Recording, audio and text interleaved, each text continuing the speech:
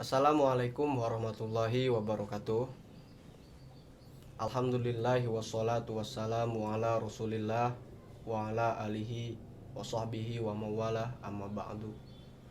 Puji syukur kehadirat Allah subhanahu wa ta'ala yang telah memberikan kita banyak nikmat, terutama nikmat sehat, baik sehat jasmani maupun rohani. Sholawat serta salam semoga tetap tercurahkan kepada junjungan Nabi besar kita, Nabi Muhammad SAW, serta sahabatnya, keluarganya. Semoga kita semua mendapat syafaatnya di hari akhir kelak. Sebelumnya izin memperkenalkan diri. Nama saya Fawaz Muhammad dari Fakultas Psikologi Universitas Muhammadiyah Profesor Dr. Hamka.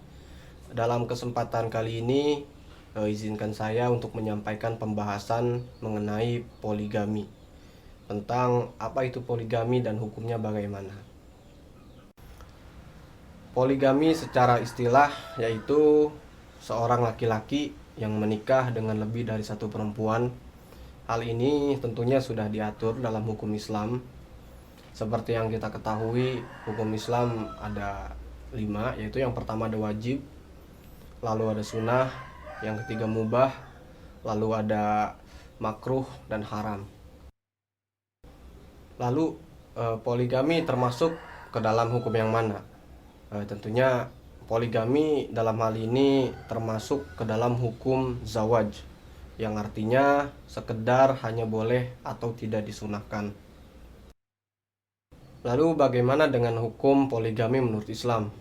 Apakah sunnah atau wajib atau termasuk ke dalam hukum yang lainnya? Dalam hal ini hukum berpoligami dalam Islam yaitu zawaj, yang artinya tidak ada konsekuensi apapun apabila dikerjakan atau tidaknya. Jadi bila seseorang mengerjakan poligami itu tidak apa-apa dan tidak juga tidak apa-apa. Dalam kondisi tertentu hukum poligami dan nikah bisa menjadi sunnah apabila seseorang membutuhkan dan mempunyai biaya serta sanggup untuk memenuhi kebutuhan istri. Lalu apabila ketika seorang pria sudah membutuhkan dan tidak mempunyai biaya, maka hukumnya yaitu mubah. Serta apabila dia tidak mempunyai biaya dan dia tidak mempunyai kebutuhan, itu termasuk ke dalam hukum yang makruh.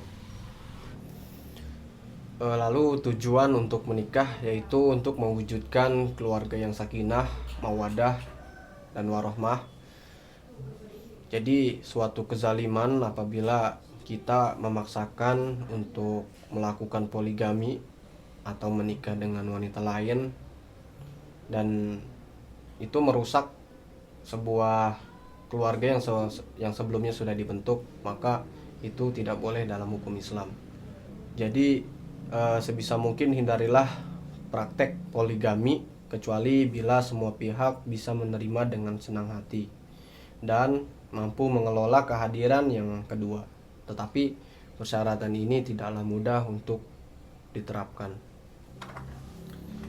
Sebagaimana yang sudah dijelaskan pada Al-Quran surat An-Nisa ayat 3 tentang pernikahan yang berbunyi A'udzubillahi minasyaitonirrajim. Bismillahirrahmanirrahim. Fankihu ma taba lakum minan nisa'i mathna wa thulatha wa ruba'. فَإِنْ خِفْتُمْ أَلَّا تَعْدِلُوا فَوَاحِدَةً أَوْ مَا مَلَكَتْ أَيْمَانُكُمْ ذَلِكَ أَدْنَى أَلَّا تَعُولُوا. Yang artinya, nikahilah wanita-wanita lain yang kamu senangi, 2, 3, atau 4. Kemudian apabila kamu takut tidak akan dapat berlaku adil, maka nikahilah seseorang saja atau budak-budak yang kamu miliki. Yang demikian itu lebih dekat kepada tidak berbuat aniaya. Surat An-Nisa ayat 3. Rasulullah SAW pernah bersabda bahwa nikah itu adalah sunnahku. Siapa yang tidak suka dengan sunnahku, maka ia tidak mengikuti jalanku. Hadis Nabi SAW. Mayoritas orang menggunakan kedua dalil di atas untuk melakukan poligami, yang sebenarnya kedua dalil tersebut tidak merujuk pada anjuran untuk berpoligami. Bahkan Imam Syafi'i pernah berkata bahwa saya lebih suka memonogami meskipun boleh berpoligami, sebab ada aturan dari Allah, yaitu jika kamu tidak mampu berbuat adil, maka memonogamilah. Jadi jika seseorang merasa tidak mampu dan tidak cukup untuk melakukan poligami, maka hendaknya dia hanya memonogami atau hanya cukup dengan satu istri saja.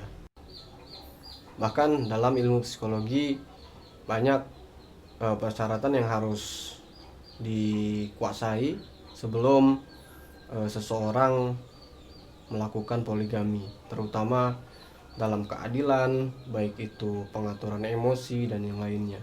Semua harus siap, baik itu fisik ataupun materi.